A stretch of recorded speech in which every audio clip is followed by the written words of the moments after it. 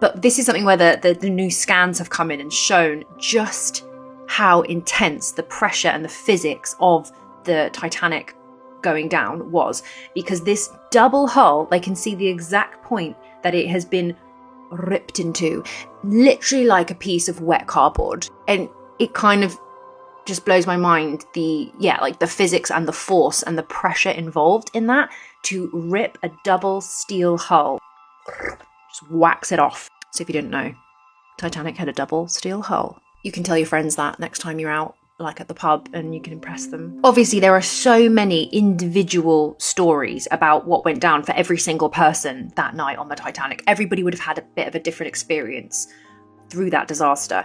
But I do want to highlight the story of two guys, and they are Jack Phillips and Harold Bride. And they were the dudes who were running the wireless system technology. The wireless messaging was quite a new technology for the time, and so it was quite impressive.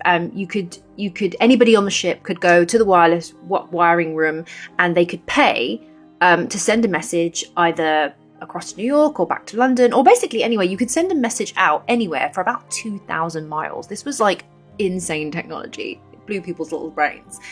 And it was also very expensive. It cost about 50p per word, maybe like upwards of like 60 cents per word. So, you know, to send a little postcard would be a very expensive thing to do.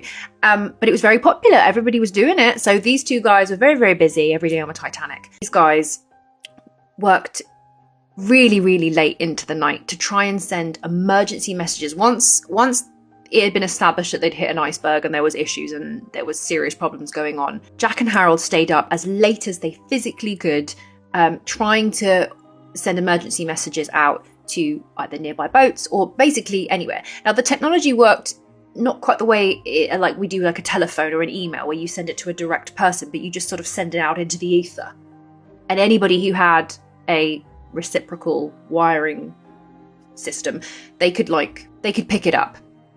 So they were just sending help messages out willy-nilly. Once they couldn't send any more messages and it really was time the ship was going down, the two guys had to try and get off the ship. And unfortunately, Jack Phillips didn't survive, but Harold Bride did, but in a very dramatic way. He had to jump from the ship at the very last minute, and he landed in the water, but he got stuck under an overturned lifeboat. So he nearly drowned under the overturned lifeboat, but he managed to get out, and he was eventually pulled up and dragged into another lifeboat, and he was saved, although he got frostbite on his legs and feet.